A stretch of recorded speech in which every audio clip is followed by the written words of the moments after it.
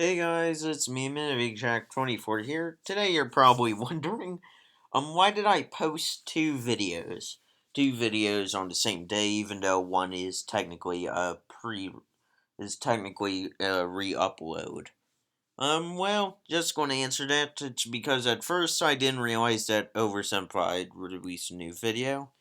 And second of all, after watching OverSimplified's video, I got the energy back to react. Well, the main reason is that I was planning to actually pre-record a video for Wednesday, since I knew on Wednesday I was going to be busy as hell. So yeah, that wasn't going to work for me.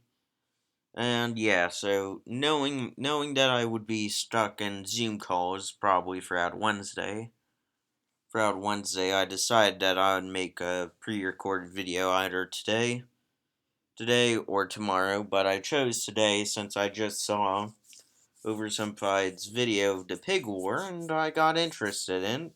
Watched the whole video, and I gotta say, it was actually quite good and quite funny, as I laughed out loud so many times. And personally, it was right after I uploaded the video that I've done my re-upload of a dog video, but to be fair, I only done that only because I wasn't just feeling great. Because lately I haven't been inspired much on YouTube to create longer videos again. But after watching this, I kind of have to see on how long the upload time is, and if I'm able to upload it tonight, I would gladly do so and I'll get rid of the other video. But if I'm not, then I'll have to post this video on Wednesday. But for the time being, I'm just going to be making my War of the Pig reaction. And yeah. So for now, where was I? Oh yeah, all the copyright belongs to OverSimplified, and that I make no claim over their content whatsoever. This is just a reaction video. If you excuse me, I'm just going to get some water.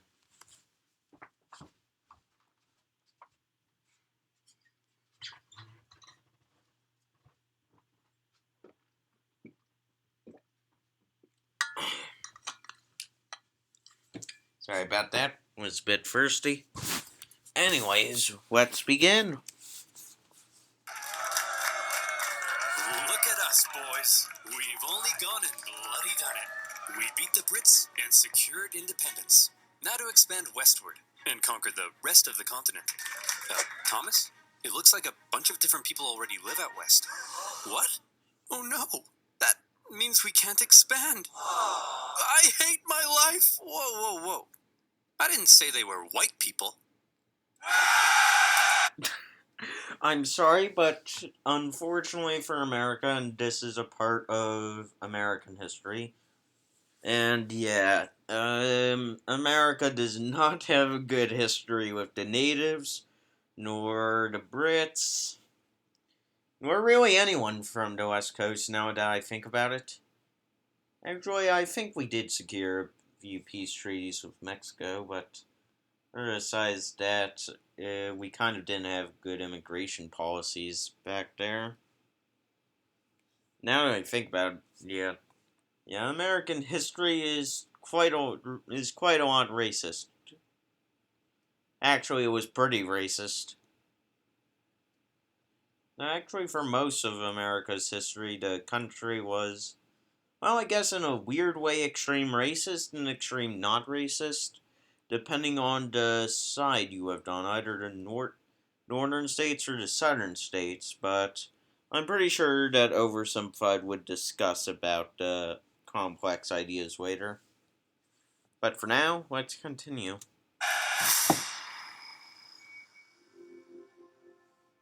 At the end of the Revolutionary War, when the United States secured its independence from Great Britain, the two sides met in Paris to settle the terms. Among various things, they discussed American territorial gains, and the British granted them a generous amount of land out west. However, Benjamin Franklin appeared to have an additional fascination. Oh, Canada. So voluptuous. You think we can maybe acquire some of that? Quit ogling our territory. But look at those curves. In case if you didn't know, Benjamin Franklin was also known as a bit of a ladies' man in France when he was going off to France to secure a peace negotiation to allow France to join the American Revolutionary War. And he hung out with Voltaire and was giving ladies beef franks. If anyone knows where that reference was from, the video, tell me in the comments down below because I would like to see if y'all got that reference. If y'all didn't, I'm sorry, but let me be frank. Frank, it is a Frank who was angry. Anyways, let's begin. Worry less about Canada's curves and more about your own curves, Benjamin. He was fat. But granted, back then, being fat showed you had power. Even in America, that didn't work. That was just a horrible joke on my end. Many in America suggested that one day the Canadian colonies should become a part of the United States. Actually, a lot of the time, it's both. I believe in some point of America and Canada do have more of like a sibling relationship where at one point, yeah, we can technically, I guess now in the modern day, I guess we can go and invade and take over Canada if we want. Only issue though is that Canada and the U.S. are part of NATO, and then NATO would be forced into a civil war, and that would lead to Russia taking over a distracted NATO, and then that would mean, oh yeah, that would be horrible. But it is an interesting thought nonetheless. Once, Britain suggested that many in America should shut the hell up. Well, if Britain wasn't going to give up Canada, then the two sides had to agree on where to put their border. Easy enough for the most. Well, I mean, since Britain didn't want to give up Canada, which I kind of honestly don't get. Well, I get that Canada was massive. Well, I mean, it still is. It's the second largest country in the world, but hey, we did nearly take over Canada, but then we would have had to deal with the French Canadians there, and they wanting independence and stuff, which from the British Canadians, which I guess would have kind of led more or less to a civil war. Follow some existing borders, add in a few rivers and lakes, maybe even a parallel for good measure. But then there was a question. What would happen here? As back then, the maps weren't good, so what happened was something that happened that I can only consider to be dumb luck. Straight line, straight line. And so it was. The border would go from the northwesternmost point of this perfectly oval-shaped lake and continue in a straight line westward until it met the Mississippi River. Perfect. Or was it? Well, as it turned out, the lake didn't actually look like this, but like this. And the Mississippi wasn't here, but here. So in the... Yeah, that kind of seemed a bit dumb on their end. None of that made even the slightest bit of sense. Don't blame the founding fathers. They were just using the best map available. The guy who made it. Yeah, that's true. This was confusing. Yeah, just don't blame them, just blame John Michel's map. But to the minds of the day, the issue had been solved, and it was finally time to start getting along. Oh, back to war they go. War of 1812. The most confusing war in American history. And this was the war that gave Andrew Jackson his most famous battle, even though the war technically ended by then. Yeah. Sorry, it's just that I've been reading a tiny bit every now and then, a few bits of Andrew Jackson, and he's just been amazing me so much. The Glorious War of 1812 saw the Americans try to invade Canada, and the British burn down the White House. Yeah, they did. And in retaliation, we burned down. No, we burned down. We burned down. Didn't we burn down? What was it? Didn't we burn down Ottawa or Ontario? No, Ontario's a province. Yeah, I think we might have burned down province of Ottawa, which allowed for the British to burn down the lighthouse and take over the capital, which was the only other time the U.S. capital was raided on. And it probably should never have been raided on January 6, 2020. Whoever participated in that riot, watching this video, go shove a large metal rod so far up your rear that you're throwing up the rod in your guts. Anyways, besides that, yeah. Any American trying attacking the Capital again, I would personally find you. And trust me, you would not like it. And neither would I, but hey, a promise is a promise.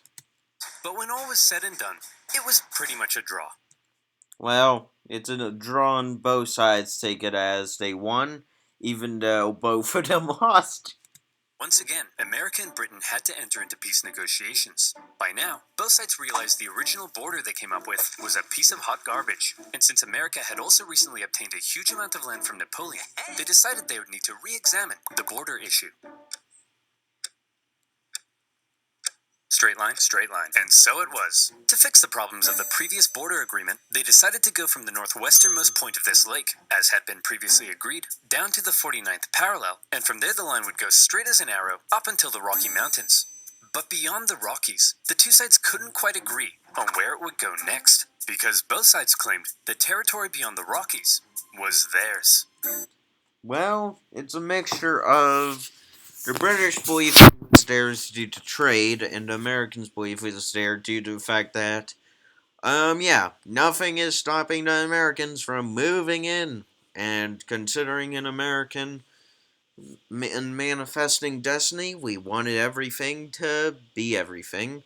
So we got into a war with Mexico, pretty much kicked Mexico out of essentially America, and we took over that portion and left Mexico a bit ruined and in ruined political states. But we also paid back Mexico a large amount for what was the name of the purchase that we got the bottom part of Arizona and the bottom part of New Mexico from?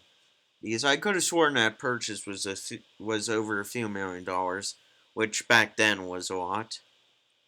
Well, I mean, still is now, but compared to modern day inflation, it's still higher. Actually, the price we paid for Alaska surprisingly was little even in inflation today, I believe. Yeah, it's not that much. Like I believe in modern day inflation, probably over 100 million, but compared to America's usual debt thing, which is into trillions, by the way, yeah, yeah, I don't believe that it's going to be doing anything. See, throughout its early history, America as a nation had its eyes heavily fixated on all that juicy land out west, ripe for invasion. Yeah, Settlementation. same thing. America wanted to expand. Not only was it their right, some believed it was a destiny given to them by God Himself to multiply and spread across the continent. Well, I mean, we did agree on that. Only issue, though, is that, Americans tend to have a policy, and this I get annoyed with reading through American textbooks when I was little, is that the fact that practically most Americans in the early days of America just kept going west without anything stopping them. Mexico let them straight in, result a civil war. No, not a civil war, the Mexican American War. Mexico lost from here all the way throughout here. meaning a large portion of their territory was lost. Rats. Or disease. Okay, guys, just before we take over everything, God definitely said this is what we're meant to do, right? Yeah, that's what he said. Isn't that what he said? And who was it who spoke to God? It was Billy, right? I thought it was Sharon's cat. I hear voices all the time. Well, it was one of us. There's no way we made this whole thing up to justify a ruthless collective imperialist tendencies. Unfortunately, that's what happened. All right. Well, in that case, let's get out there and make the world a better place, just as God intended. This was early day America, so we didn't get much brains until a bit later, but we figured out what we had to do.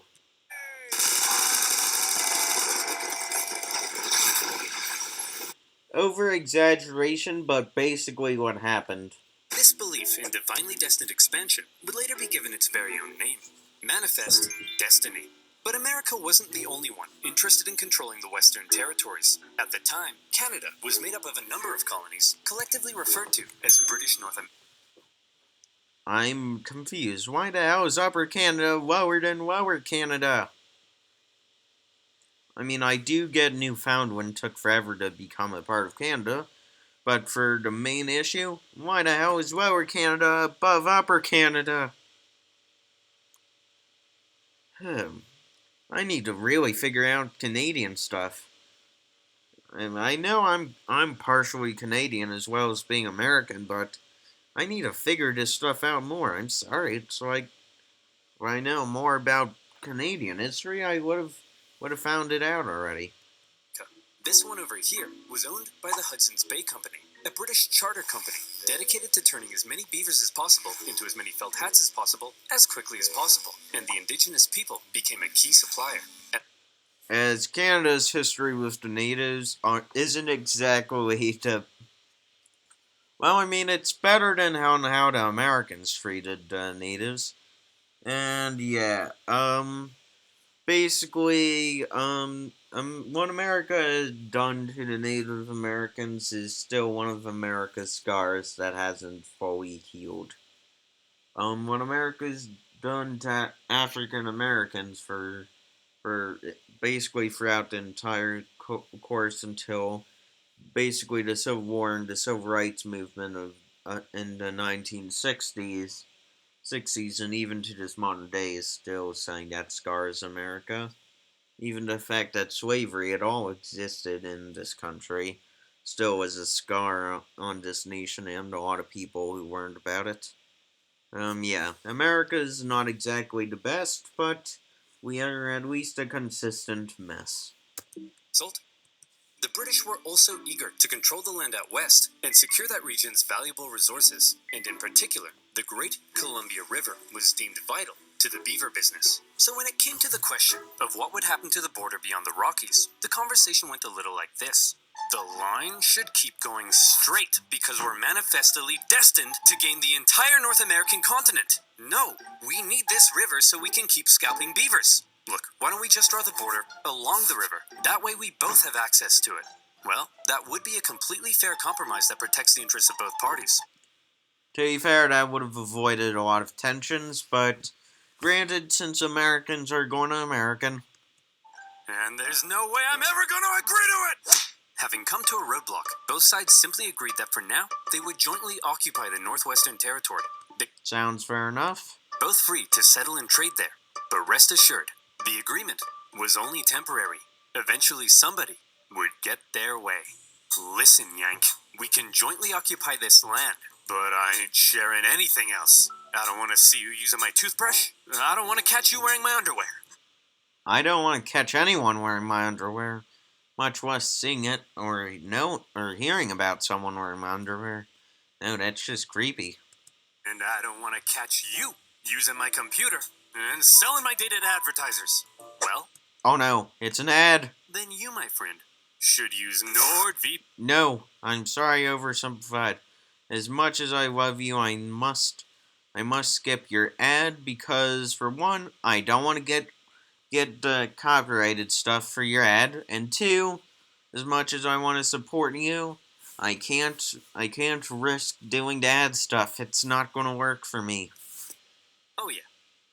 bickering over boundaries, manifesting destiny, and a joint occupation of Oregon. And one man living here who felt the territory should be British was James Douglas, the Hudson's Bay Company's no-nonsense chief factor at Fort Vancouver. Ah, what a beautiful, unspoiled corner of the British Empire. I've got my spotted dick. That's literally a name of a British pudding. Don't, it's literally, I'm not sure why British people are so bad at naming foods.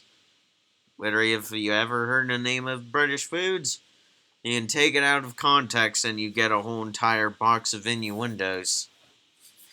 And the most common one is this. I'm not saying it because you two might think that I'm saying something else, which I'm a bit annoyed at.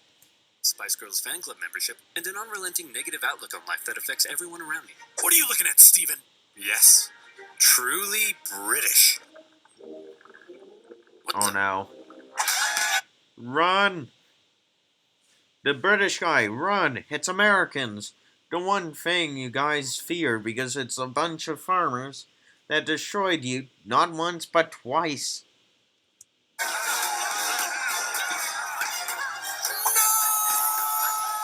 The problem for men like Douglas was that many Americans had already begun streaming up the Oregon Trail. Gun-slinging, howdy neighboring, and diarrhea having. By the Yeah, dysentery was a common disease back then.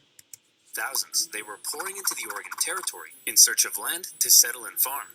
This, however, crowded out the fur trade, and eventually, a very bitter Douglas and the other Hudson's Bay traders at Fort Vancouver were ordered to relocate north to a new base of operations. But the Americans keep coming, and they don't stop coming. Hopped in their wagons, and they That's true. ground running. Didn't make sense to keep sharing Oregon when they outnumbered the Brits more than 6-1. And suddenly, the whole joint occupation deal was being called into question. Newly elected President Polk maintained that America had a Polk, in my opinion, was one of the last great presidents before. Actually, one of the best presidents I believe America has. In a single term, he managed to gain both the half of the Oregon Territory and all of the territory that America claimed in the Mexican-American War to the United States. And remember, that's just only within one term. And yeah, he practically tried doing something about the slavery stuff. That didn't work out, so he didn't continue it. And yeah, or he did continue it or something. As Polk's term in office, I only know about his territory expanding, not much else. But I did also know he was a no, was he a Democrat or was he more like leaning towards the Republican side? As this was back when the Republicans were the ones for the change, and the Democrats were the conservatives. It was confusing, but the boys at short. American politics has always been confusing. American beliefs have always been confusing. American policies have been confusing. obvious claim to the entire region, even implying a possible war with Britain. Fiery language from U.S. senators declared that American rifles would annihilate the Hudson's Bay Company in Oregon, and America even gave Britain notice that it was pulling out of the joint occupation agreement. The British were alarmed as the two sides stood on the brink of war. But in the end, neither truly wanted to fight. The British favored maintaining good economic relations, while the Americans had already gotten themselves into a war with Mexico. Well, I mean, America has also won the war that it had with Mexico. As see down here, doop doop doop doop doop, cut in through New Mexico and part of Arizona. Yeah, we basically gained all of this from Mexico. Bit of back and forth, the British finally said, "Fine, you wanted a straight line? There's your straight line." And so, the agreement was made. The border would continue directly to the Strait of Georgia. Wait But a because second. There's 3 islands not done. insisted they keep Vancouver Island, it would then move south through the center of the channel and on to the Pacific Ocean. Finally, the issue of the northwest border had been solved. Hold the phone. Discrepancy detected. Enhance frame, 200%. Enhance. Enhance. Nope. Wait a sec. Scandal-clad British flags. Oh, nothing left to the imagination? Northern Irishmen love me. Oh, that's actually the new British flag during the time. It's actually the UK flag now, but back, well, it was the UK flag back then, but it was new to people in the British Empire at the time. Wait a sec, what did he scan into? Well, I'm sorry, British dude, but he scanned in too far. Too far. Perfect. Now, show me the exact wording of the treaty.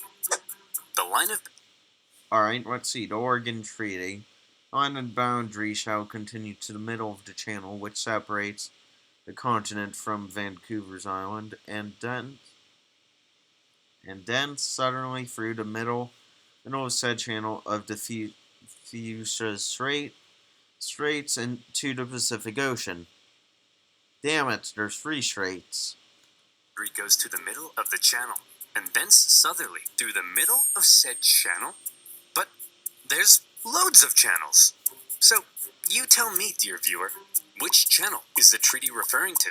And therefore, who owns these islands? I personally believe that the treaty was referring to the middle channel, but that's personally just me, as I know that for a fact. That practically that I really only cared that it was the middle channel, but I never figured out anything more of it. Is the wording of the treaty maybe a little too vague? Since I get a lot of comments from people that from time to time that I'm too vague, and I can tell you, yeah, it's a bit vague. That's exactly the problem encountered by the people living in the area. The British insisted that the channel intended by the treaty was the Rosario Strait, and therefore the islands were British. The Americans, on the other hand, argued that the intended channel was the Harrow Strait, and therefore the islands were American. At times, the debate became rather heated. Even the individuals who negotiated and signed the treaty at times didn't seem entirely sure which channel the treaty meant, and That's a bit stupid. But granted, most of America's history has been stupid, racist, and expansionist. And trying to fix up the racism while also accidentally getting us into economic depressions, and creating monopolies and destroying monopolies, and creating weird inventions, and then destroying the weird inventions, then making weird stuff called cars, then losing that cars to foreign policy, creating nuclear weapons, losing the nuclear weapons, creating world peace, I assume. Yeah, that's actually been pretty much America's history from just pure memory alone, I believe. representatives from the Hudson's Bay Company begged them to make it clearer. But thousands of miles away, the people in power simply had more to worry about than some tiny islands in the middle of nowhere. Order! Shut up! All right, listen up. We got a lot to get through. The 7th Earl of Chissingham says he encountered a foul beast in the fields of Upper Fardingdom late last night and put this sketch together? That's a poor person, Darren. Ugh, next. Oh, I just feel bad for the poor person making fun of in that drawing. Lord Piddlingham says he has a new mole on his backside? How is that parliamentary business, George? Oh, some islands in the Pacific Northwest are in dispute and could lead to a war with America? Boring! The British lost to the Americans about twice already. Well, I mean, one was technically a stalemate, but technically it was a win for both sides, so it's also a loss for both sides. Yeah, but to be fair, the British should have paid more attention to that. Let's take a look at that mole, George. And so, for now, I'm not surprised that the British were that weird. I'm sorry for any British people watching, but practically we have a bit of a tendency to, on this channel, to accidentally piss off the British. I'm sorry for any British people watching. If you guys are mad at me, go ahead, be mad. Just don't leave angry comments because then that would just be a bit annoying for me since I practically don't want to do it purposely to annoy you guys. And yeah, and it gets annoying and I don't want to spend another controversy thing. The islands were simply held in dispute. Were they British or were they American? I'm sure this conflict won't cause anyone to die. And one man who thought the islands were undeniably British was James Douglas, now the governor of Vancouver Island. He had already once had American settlers encroach on his territory and force him to move. And by golly, he wasn't going to let it happen again. As far as he was concerned, those islands were not only British, but prime agricultural land. And given the chance, those glubby Yanks wouldn't hesitate to start pitching flags with their glubby little hands. And so, he came up with a plan. If the British settled the islands first, then that would surely secure them for Britain. And so in 1853, Douglas sent an Irishman by the name of Charles Griffin, along with some Hawaiian shepherds, to go set up a sheep farm on San Juan Island. And set up a sheep farm they did. The place was rammed with sheep, 1,369 to be exact. Well, I do like this number 69, but what's the purpose of a pig war if there's no pigs mentioned? But within those flocks of woolly cowards could also be found a number of beautiful, prized Berkshire pigs. Oh, Porky, you look stunning. Aw, the pig looks so delicious. I know it's supposed to be a cute pig, but let's face it, I'm hungry for bacon. I'm sorry, pig, I must do what I must do to get bacon. Nothing is gonna stop me from not turning you into bacon. I'm just realizing I'm talking to my computer about bacon, but I don't care. The greatest thing that's ever happened to me. Would you perhaps like to go to the island bowl together tonight? Oink once for no. Roll around in that cow crap if yes. Yes! I'm covered in poo and I'm the luckiest man alive! But life on the island. Believe it or not, pigs are actually one of the cleaner animals, as the mud actually is healthy for their skin. They're actually one of the few animals, besides humans, that are able to sweat, believe it or not. And also, we're one of the few animals that shares a similar tasting meat. The pork, I looked up way too much dark stuff in my youth, and I heavily regret it. Charles Griffin wasn't to be a perfect paradise of pig pageants, because unfortunately for him, the Americans also believed the island was theirs. One day, in 1854, an American customs collector was sailing around the islands on the outlook for bands of native tribesmen when he spotted something. Aha! I've got you now, you savages. Over yonder. Those are sheep, sir. Sheep, you say? What are they doing here? Let's go and negotiate with them. Negotiate with sheep? Are you crazy? No, he's an American. Stable, you rat bag! Call me crazy again and I'll eat your eyes! Hello, good sir. We request to speak with your leader. Out of my way. Allow me to parley with this foul beast. Well, I gotta hear this.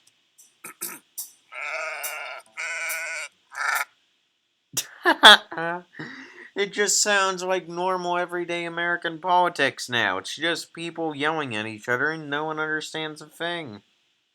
Well, we do understand some things, but personally I don't get it.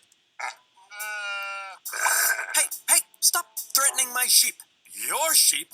You mean to tell me that you, a British subject, have illegally imported these sheep into American territory?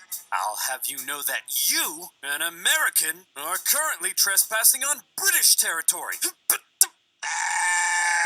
The Americans felt that they were entitled to collect taxes on the British property, because the island was American, and they threatened seizure if dues weren't paid. The British, meanwhile, threatened to arrest the Americans, because the island was British, and the two sides were in a standoff. To give Charles Griffin the legal power to deal with the American trespassers, Douglas said, "Hey, put on this wig." Boom, you're a magistrate now. And in turn, Griffin went to one of his Hawaiian shepherds and said, "Hey, I'm making you a constable. Put on this badge." Oh, yeah, that's right. That person did not have a shirt on. Ooh, I'm having a badge there. Oh, ugh. I don't want to imagine that pain. Oh, I remember, I remember once that when I was little, ran into a thorn bush. Yeah, that wasn't fun for me. It wasn't fun for my feet. It wasn't fun for my father. No, it was my dad that picked me out and had to get off, or what was it? I'm just asking myself, but I'll try and see if I remember later. But oh, and I hated that so much because those thorn bushes caused me to bleed a lot. Luckily for me, the thorns didn't go in that deep, but they did cause me to be wearing a lot of band-aids on my foot for basically a few days. I was pretty pissed. Then went off to arrest the U.S. Customs inspector. But, being an American, he emerged from his tent with 4 pistols and a giant knife, so the Brits had to back down. Well, I mean, that's true, as Americans back then were more armed. Well, I guess we're still armed, but we're not that aggressive anymore. Well, actually, it just depends who you talk to, really. Raids by northern tribes chased the U.S. officer from the island, but the Americans weren't done yet. Officials from nearby Whatcom County in Washington Territory believed the island fell under their jurisdiction, and they decided it was time to make the British pay up once and for all. They sent one Sheriff Barnes to go confront Charles Griffin. Hey, you owe us $80.33 for all this farm stuff you got here. Go suck an egg! Oh, I see. So that's how it is, huh? That's how it's gonna be, is it? That's the way in which things are, eh? That be how it will, is it? Will it be how that is, huh? That be the way in which things be the way they are, is that? Get off my property! So the sheriff and other Whatcom County officials felt they were now well within their rights to seize and auction off Griffin's sheep in order to recoup lost taxes. And who would they auction these prized breeding rams off to? But themselves. Then, in a pretty chaotic scene, they worked to tie the rams to their boats. And when Charles Griffin came running to rescue his kidnapped sheep, being Americans, they pulled out guns on him, and he had to back down. In all, Charles Americans have always been weird, and as an American, I get to say that with pride and honor, and heavy amounts of confusion. Griffin lost 34 breeding rams, and he was furious. The British complained to the American government, who were shocked to hear what had been going on at their northwest border. And both governments told their officials in the area to back off. We're not trying to start a major war over some dumb sheep and a stupid island. But also, the islands are definitely ours. Under no circumstances let the other side have them. For now, both governments agreed to set up yet another boundary commission to decide which channel was the correct border. But it often devolved into petty bickering. The British did make one interesting suggestion, though. We could draw the border through this middle channel and split the islands between us. Well, that would be a completely fair... Well, as you're about to see, Americans have a bit of a hard side on them. American stereotype, this guy here at the negotiations for the maps, show the British person on what we say to having not amounts of good amount of territory. Compromise that protects the interests of both parties. And there's no way I'm ever going to agree to it! And in the aftermath of the Good enough, sir. parade, James Douglas, still stationed at Fort Victoria, became even more cautious of American encroachment into his territory. Mr. Douglas, sir, it appears an Indian has discovered gold in the Fraser Canyon, just north of here. Shut up! Keep your voice down, boy. We can't risk those glubby Americans hearing about this, or our territory here will be infested with them. Oh no!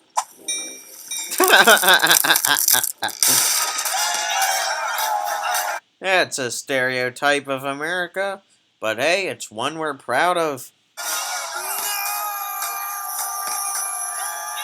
The Fraser Canyon Gold Rush attracted a heap of Americans to the region. Some got lucky. Most did not. And of those that didn't, rather than returning all the way home, many simply decided to settle in the area. And in particular, the juicy green pastures of San Juan Island were rather appealing. Believing the island was American territory, around a dozen American settlers moved there in the late 1850s. One of them was a man named Lyman Cutler, a young man in his mid-20s, and lazy as pie. He didn't want to have to clear a space in the forest to build his home, so he said, To be fair, that is quite understandable. I'll just build my cabin right in the middle of this British sheep run. I'm sure that won't make anyone mad. When he planted potato seeds in his garden, rather than building a nice protective fence around them, he said, I'll just fence in 3 sides and hope all these British farm animals have a moral compass and respect my property rights. Well, animals in general don't understand human language. Dogs don't even understand human language, and they're known to be man's best friend.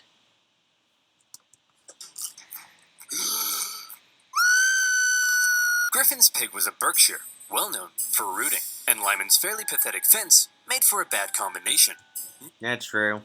Times he had to chase the pig away from his property, and he once angrily marched up to Griffin's home, saying, Hey, British farm idiot, keep your stupid pig out of my potatoes. It is up to you to keep your potatoes out of my pig. Griffin. Well, wait a second, I heard an arrow. Keep your stupid pig out of my potatoes. It is up to you to keep your potatoes out of my pig. Oh, he allegedly said that. Wow. Well, I guess the Americans aren't the only ones dumb. Griffin was furious with his new American neighbors. They built their homes all over his sheep pastures. And besides, what right did they have to be here anyway? It was British territory. Lyman, on the other hand, swore the local government had assured him his land claims were legitimate, and so to him, the British were out of line. Look at that sick freak. In love with his pig. Isn't that just sick? Yeah, what a freak. Not like our love, Spuddy. Ours is all natural. To be fair, in the defense, potatoes are delicious. And also, that as I am Irish from my mom's side of the family, so and potatoes do make pretty good food. And actually, I love potatoes, they're quite delicious. Yeah. Just a man and his potato. Nothing wrong with that. But the tension between Lyman and Griffin was just about to explode. What the? Spuddy? All right, you damn dirty pig. That's the final straw. Well, we all know what happened there. He met Old Yeller. But unlike Old Yeller, it wasn't sad. Lyman shot the pig. After taking a second to calm down, he felt bad about murdering Griffin's prized boar. So he went to him and said, Well, at least this shows that Americans had a bit of a moral compass. Even though if they did technically kill an animal. Just going to mention this just to annoy people. Murdering only refers to humans, not to other animals. Look it up in the dictionary if you don't believe me. Or I could just be lying about that, but anyways, who knows. Write to me in the comments down below if there is something that I've missed. Hey man, look, I kinda just killed your pig. It was eating my potatoes again, and I don't know, man, I kinda just killed your pig. Killed your pig. Killed your pig.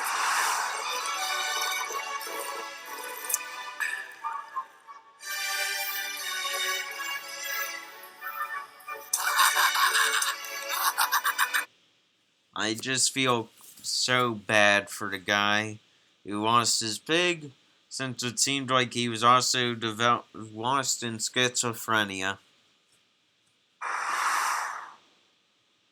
You swine! No, the swine is the one I killed. True. He's not wrong. But also, not all Americans are fat. That's only a stereotype. We're not all fat. And besides, if you call us the swine, we're actually more athletic and skinny than fat. Yes, part of our population is obese, but hey, everywhere's gotta have some problems, right? Lyman.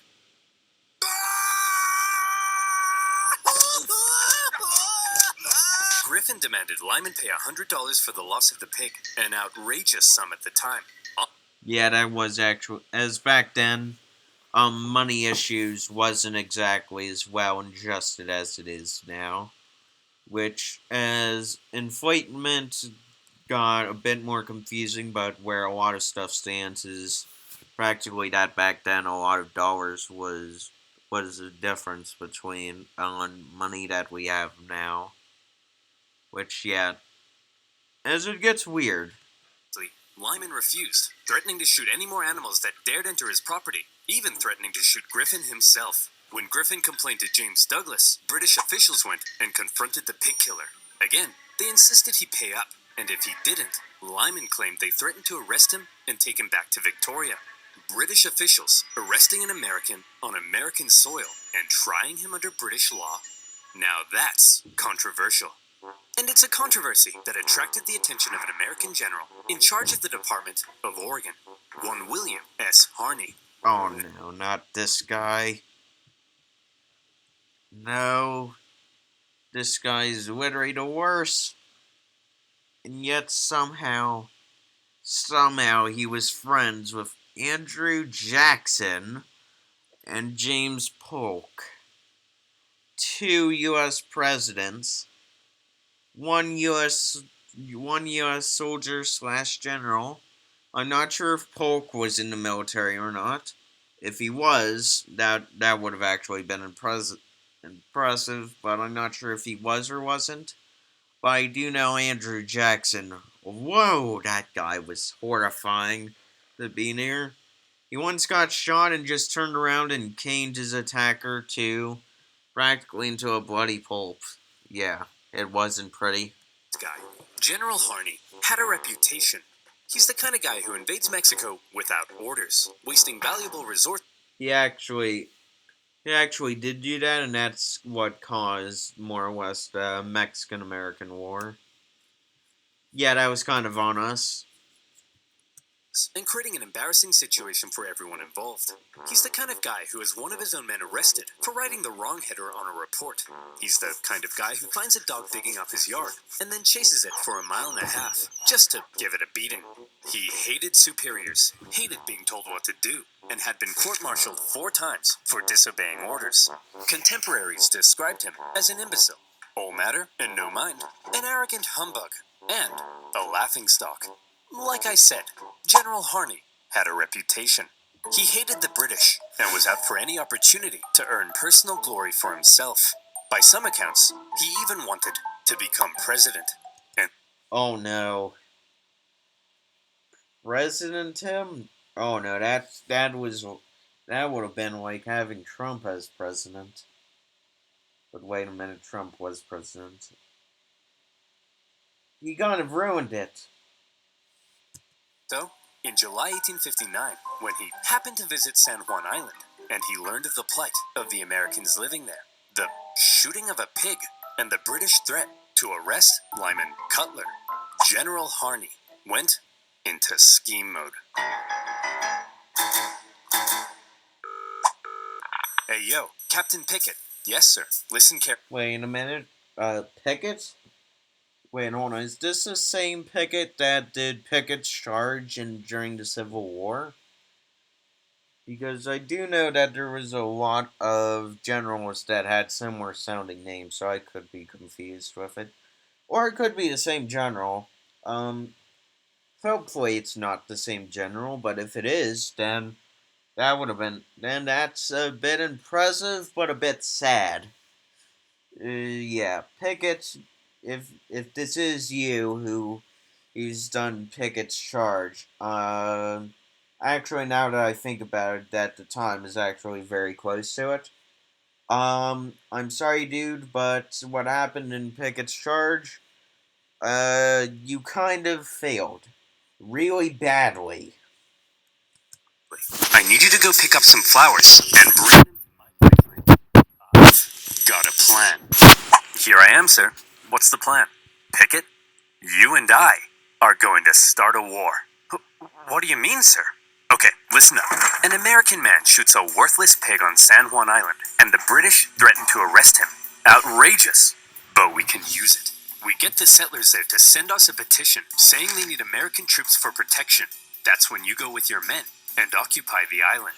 The British will find American troops on an island they consider theirs so offensive they won't hesitate to blow you to smithereens. Then, it's war. We bring in reinforcements, and we fight back. I'll write to Washington, D.C., letting them know what's happening. But here's the kicker. My letter will take 6 whole weeks to get there. Wait a minute. That's only one issue with OverSimplified. The Panama Canal did not exist during that time, but if they're suggesting that the land would have been there for practically allowing the mail travel thing to pass by, yeah, that's probably what they were referring to. But just to mention, the Panama Canal was not made until Theodore Roosevelt's time and wasn't finished until President Taft, which was right after Roosevelt. Unfortunately for Theodore Roosevelt, he regretted not running in '09, which, to be fair, to rerunning in '09, which that is something that I recently learned that he regretted, but to be fair, Theodore Roosevelt is one of my favorite presidents.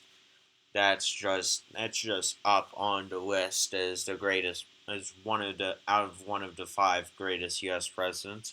He's not number 1, but I would give him number 4. 4. Yeah, he didn't do a bad job as president. He did an excellent job. Anyways, I should do an entire video on his biography and watching that. Actually, yeah, that'll be quite a good video now that I think about it. Before the government even gets a chance to respond, telling me I'm an idiot and ordering me to cease fire, the island will be ours. Hell, we could even invade Vancouver Island or British Columbia. It's foolproof. What? No, it's not. The British are smart, and they know how to fight back. Very impressive, sir.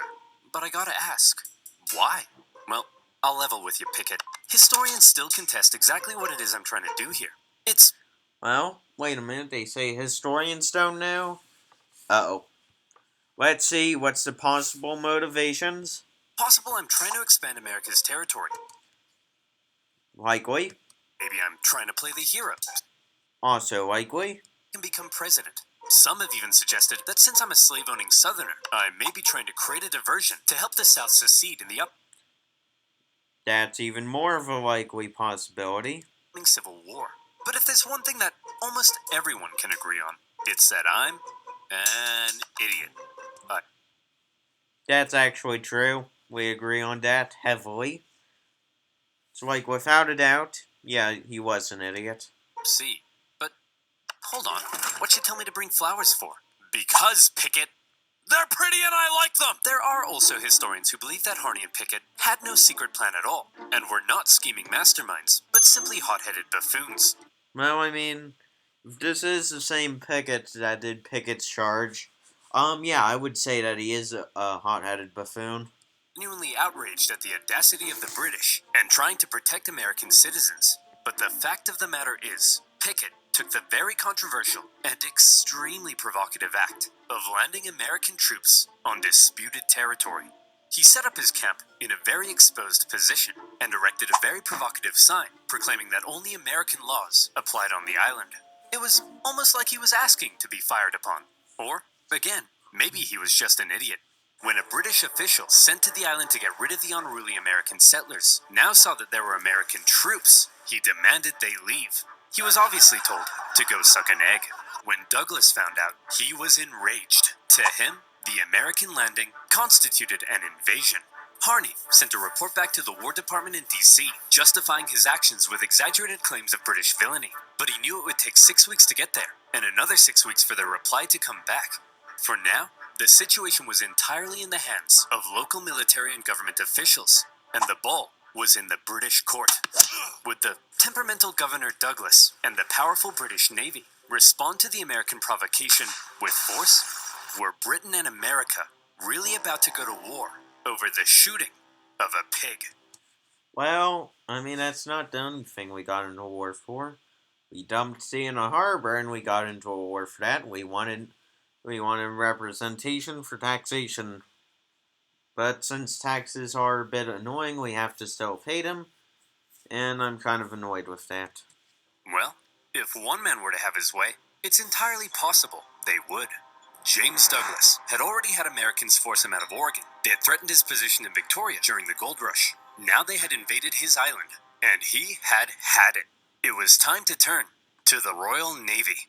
You, Captain Hornby, go to the island and prevent any more Americans from landing. And take this magistrate with you to arrest Captain Pickett. Use force if necessary. Just don't do anything to start a war. Wait, you want me to use force but not start a war? Oh. That's kind of odd. Oh, I'm sorry. Is that too much to ask? Princess? When Captain Hornby got to the island and saw that the American force there was even larger than expected, his concern grew. He sent word back to Douglas, who in response ordered even more ships to the island. And at this point, the naval officers were like, "Hey man, let's talk." They were concerned Douglas's escalation was leading them to war, and they convinced him it probably wasn't a terribly good idea to just go up to an American military captain with his armed men and say, "Hey bucko, you're under arrest." Why does that feel like that's going to be very accurate? Like, I know I seen this video like an hour ago or something. Actually, I believe, yeah, it was about an hour ago I watched it. Yeah, so practically, yeah, why does that feel like an accurate representation? Please don't shoot me. Douglas gave in. To prevent any hostilities, he canceled all orders and told the Navy, for now, to simply keep an eye on the Americans. He did send one more ship for good measure. Captain Pickett, now seeing the British ships with their guns aimed directly at his exposed camp, said, "See, Jeff? Look at that. We're about to get blown to bits. All according to plan." Hang on. Oh crap, Jeff! We're about to get blown to bits! Run! Pickett hate. Well, you want to see one idiotic decision that I've seen before, and unfortunately will see again? Well, here it is. He moved his camp from its very exposed position to another position, which, as it happened, was also very exposed. It probably won't surprise you to learn Pickett came dead last in his graduating class. I'm not gonna lie, that doesn't even surprise me at all. To be fair, he probably would have been at the same rank as Custard. Most people don't know, but Custard's last stand wasn't even much of a fight. Native Americans wiped him out easily. And he didn't fight to the death, he ran like a coward. Well, I mean, it's from what the natives had done, and last I checked, the natives won that battle. Nearby American and British officials began showing up to ask Pickett what the heck he was even doing. Then, a bunch of tourists showed up, because a major war breaking out in their doorstep was the single most exciting thing to ever happen in any of their miserable frontier lives. Oh yeah, and frontier life was extremely miserable for Americans. Well, it depended on the area that you were in, but yeah, it was miserable. It's not something that most Americans liked, but it's something that they wanted to do. It was hard, but it wasn't easy. One Charles Griffin was particularly unhappy. First, his pig had been shot. Now his sheep pastures were being trampled by soldiers and tourists alike. He complained to Governor Douglas, who was still pretty upset about the whole thing. Douglas felt British honor itself was at stake, so he decided that if American forces were allowed to be on the island, well then by golly, the British should be there too. It would be a joint military occupation. Upon hearing Douglas's new plan to land British troops on the island, Captain Hornby decided to go speak with Pickett in person. After informing him of the plan, Pickett replied that if they dared land, he would open fire. So there they were. The British had orders to land. The Americans had orders to prevent their landing. This was it. War. Over a small island in the middle of nowhere. Over a pig. And some potatoes. Over... To be fair, that's not the stupidest thing that caused a war before, as a wrong turn and a sandwich caused World War One, which then in a direct result caused World War Two and the Cold War. So yeah, yeah. Just remember that, folks. The modern day world started by World War One only because of the wrong turn and a sandwich. Just those two factors alone. The US-Canada border looked like this. Or like this. There is no difference in that picture. It was stupid. Hold on. This is stupid. To heck with it. I'm not landing those troops. I'm not gonna be the one who starts a war. Aww. The captain decided not to follow Douglas's order. And good thing he didn't, because pretty soon after that, the leading British admiral in the entire Pacific region showed up. Rear Admiral Baines outranked Governor Douglas. When he heard of everything that had been going on, he was stunned. But when he heard that Hornby had refused Douglas's plan to land troops, Baines could have kissed him. Hooray. Whether he did or not, history doesn't tell. Unfortunately for us, that's actually true, since occasionally in history, there were some accounts of military leaders being gay, but history doesn't include that because it could have actually threatened their political career. Well, their political and military power back in the old days, so history doesn't even write about it, since they weren't even open about it. It was all secretive. But I like to think they did. The Rear Admiral cancelled all of Douglas's orders, and instead pursued a policy of not interfering with the Americans until he could contact the British government. The Americans, not knowing the British no longer intended to land, had sent reinforcements and began fortifying. But even still, the British Navy did nothing. And finally, when word made it across the planet, informing the two governments of the ongoing crisis, everyone was shocked. Holy crap! Harney landed troops on disputed territory? Man, I hope the British don't find out. Buchanan? Oh no. This guy's whole entire career, sucked. Miserably sucked. He's known as one of the worst presidents the US had. For the longest time, until Hoover and Trump, he was known as the worst US president, since he ignored the Civil War brewing, and quite honestly, he did nothing about it. That and letting the tension rise to unstable levels. About this Buchanan? Oh crap! The British! Why are we getting reports of American troops on San Juan Island? Whoa. I don't know, man. Nothing to do with me. But you're the president. What?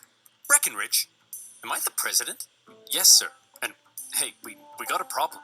It looks like the southern states are considering seceding, and we're headed for the biggest crisis in the history of the nation. And it's your job to fix it, sir. Sir? Oh no. Go away. Not the curtain again, Mr. President. I'm sorry, but this is somewhat of an accurate interpretation of James Buchanan as president, as he kind of didn't do much stuff. Buchanan? Back in the As he ignored a lot of his problems. Pacific Northwest, Harney was beginning to realize the government may not be terribly impressed with his reckless actions, so he began firing off even more aggressive letters, justifying what he had done. Tell him the British were sending bands of Indians to attack our men, and that they're big meanies with coal for hearts, and that they made me cry like a little girl. Wait, no, that makes me sound weak. They made me cry like a big girl. Yeah, that's it. When the president received Harney's new letters, his anxiety only grew stronger. Oh, crap. Hey, General Scott, please make the... Oh. Now, this guy, I can understand respecting more than the other guy. General Scott, we learned about you in the Civil War episode of OverSimplified. Unfortunately for you, well, dude, you're a bit old and you're a bit fat. And that doesn't mean we're not going to make fun of you. In America, we discriminate all. Go away. Well, I mean, we used to, but hey, we still do now, so, I mean, have we really changed, yes or no? Changed my mind. Leave it to me, sir. General Winfield Scott was the commanding general of the entire U.S. Army. Well known for his negotiation skills, he was a veteran of the Mexican-American War, during which time he had had to deal with General Harney's idiocy and insubordination. And he watched as Harney got away with it all, thanks to his friends. Andrew Jackson, one of the most scariest U.S. presidents, is, yeah, out of anything, I guess you can technically call him one of the Theodore Roosevelt of his era, but only if Theodore was more military. Thoroughly invested than doing anything, and James Polk was one of the leading presidents, not to mention the president during the Mexican-American War. Places. It's safe to say that Scott really did not like General Harney. By now, General Scott was racked with gout, and he was so big he had to be hoisted onto his ship in a basket. Nevertheless, Well, I mean, if you're fat, you're fat. It's something unfortunate, but it happens sooner or later to any American. began the long journey to the Pacific Northwest. Okay, everyone, get over here. Will somebody please tell me what the heck is going on? I'll tell you, General. It all started on one fateful day last summer. Spuddy? All right, you damn dirty pig. That's the final straw. What? Hey, you can't get away from me! Look at that pig. Nowhere left to run, eh? I'm gonna enjoy this. Lyman, if you spare my life, I grant you 3 wishes. Sounds about accurate. Not so much. So you see, General, the pig wasn't even on his property when he shot it. Liar! He's lying to you, General. I'll tell you what really happened. What a pleasant summer's afternoon here on my humble farm. It's just me and my beloved potatoes. I'm so happy. Say, Lyman, them some nice spuds you got there. Would be a shame if somebody ate them. No, not again, you beast! Leave my potatoes alone! Stop acting like a gangster. Those didn't even exist exactly back then, as we were still trying to figure out our own civilization and stuff. Yeah, I'm gonna eat them, Lyman. I'll eat them. And then I'm gonna eat you. Stay back! Believe it or not, pigs can eat a 200-pound human corpse in 8 minutes exact. I'm not sure how I know that, but yeah. Pigs are not just herbivores, they're omnivores. I'll shoot. Go ahead, punk. Make my day. Shoot me! Shoot me! He made me do it! He made me do it! So you're telling me you guys nearly started a war with the strongest naval power in the world over the shooting of a pig? Yeah, now he's starting to get it. Not only the pig, sir. The British then threatened to arrest this poor, pure American soul. Thank you, General. Shut up. I don't care about you. Okay, I've made up my mind. You're an idiot. You're an idiot.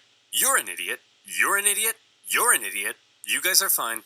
And you two are the most mind-numbingly brain-dead ding-dongs I've ever encountered in all my life. And I'll see you in my office. Okay, Harney, listen. I cut a deal with the Brits. Here's how it's gonna be. Both sides will maintain a small force on the island for a joint military occupation until our two governments can decide who owns the island. Now, the only way they'd agree to that is if Pickett is removed from command, so I'm replacing him with Captain Hunt here. Now, Harney, listen to me.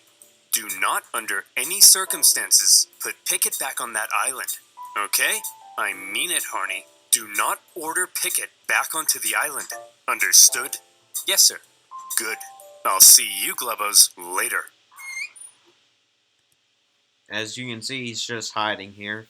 It's not a lazy animation, it's purposely doing that. Just what I should mention. Is he gone? I think so. Good. Hunt, you're fired. Pickett, you're going back on the island. All right, you psychopath. I've been waiting years for this. I hate you. I've always hated you. Harney had not only... That actually sounds accurate. That sounds exactly what he probably was thinking. ordered Pickett back, but his department even notified the British that it did not recognize the joint occupation settlement. While everyone else had decided on peace, Harney appeared to still be threatening war. Needless to say, a furious Winfield Scott soon removed him from command and sent him elsewhere. In Harney's absence, the joint occupation went ahead, and the troops actually got along together quite well. The British attended 4th of July celebrations at the American camp, while the Americans visited the British for Queen Victoria's birthday. Even Pickett became good friends with his British counterpart. War, it seemed, had been avoided, thanks largely to the level-headed actions of the Royal Navy and General Winfield Scott. Of course, the islands were still in dispute, and the question of who exactly owned them still had to be answered. That answer would have to wait, because while San Juan was at peace, the nation was tearing itself apart. When Civil War broke out in 1861, the issue of San Juan just wasn't that important. Wait a sec. Store the Union, kick McCowan into shins, drop off hat at the cleaners, grow mustache. Abraham Lincoln seduced. I say he got free of them, free out of them, correct? Harney, despite being a Southerner, remained in the U.S. Army, but was eventually removed from command at St. Louis when his loyalty to the Union came under suspicion. More famously, Captain Pickett, a native Virginian, went on to become a Confederate general. Oh, so it is the same Pickett that I was thinking of. Now that Its charge at the Battle of makes more Gettysburg sense. remains one of the most famous moments of the entire war and marked a major turning point. U.S. relations with Britain actually soured during the war. The British, missing their supply of southern cotton, initially looked like they may intervene on the side of the Confederacy. There was the Trent Affair, when Confederate diplomats were discovered and arrested on a British mail steamer. And then there were the British-built ships, sold to the Confederacy, that wreaked havoc on northern commerce. When the Civil War ended, furious American politicians called on the British to pay reparations. And by now, a long list of hot issues. British built Confederate ships. Definition. Neutrality in war. Granted banks fishing rights. Listed between them. And yes, on that list remained, 12 years later, still the issue of who owned these gosh darn islands. That issue, it was finally agreed, would be submitted to international arbitration. The Empire of Germany would decide, with the British and Americans presenting arguments. The American argument was reportedly presented with a little more pizzazz, a little more zing. And in the end, when the Germans made their decision, they awarded the San Juan Islands to the United States. When an aging Douglas heard the news, he said that there was no possible way the British argument had been presented correctly. But that was that. The British conceded, and on the 25th of November, 1872, the last British troops left the island. As the Americans entered the British camp to raise their flag, they found that the British had removed the flagpole. Well, I guess that is an accurate thing. The British love messing with the Americans love messing with the British. Up yours to Uncle Sam. By this time, Charles Griffin. Didn't Uncle Sam technically get inspired during World War II or the Vietnam War? One of the two? Someone tell me in the comments down below if you made it this far. Already left the island, and the Hudson's Bay Company eventually sold their sheep farm. And so, there you have it. A dangerous situation that almost brought two great powers to war, triggered by the shooting of a pig. But, thanks to more level-headed minds and an eagerness for peace and cooperation, conflict was avoided, and the only casualty of this pig war was, well, just a pig. But how different could things have been? Could have been extremely different. If the British had attempted to arrest Pickett, what if they had landed troops? Could the two sides have actually gone to war? Could America have invaded Canada? Could it, perhaps, still invade Canada? That answer is yes, but Canadians are quite fierce. Think about it. Why not? We have the manpower. That is true. I'm sorry, Canada, but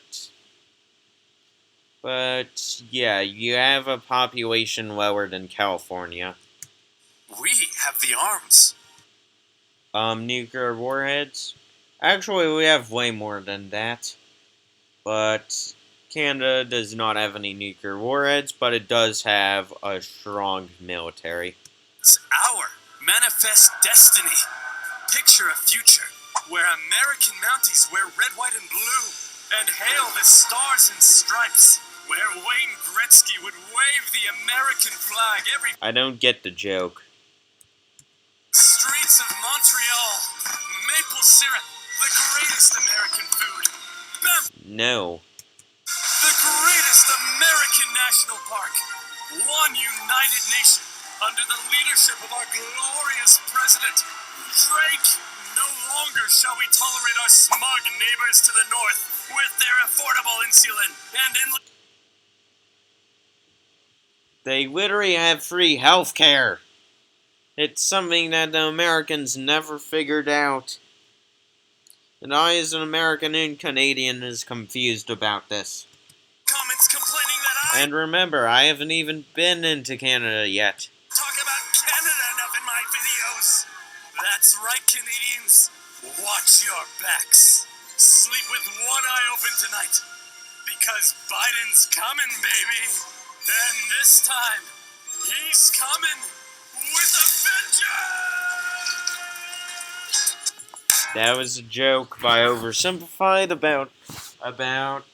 about him wanting to take over Canada. Anyways, I'll see you guys in the next video. And I'm sorry that took probably over an hour. But anyways, I'll see you guys in the next video. Anyways, goodbye.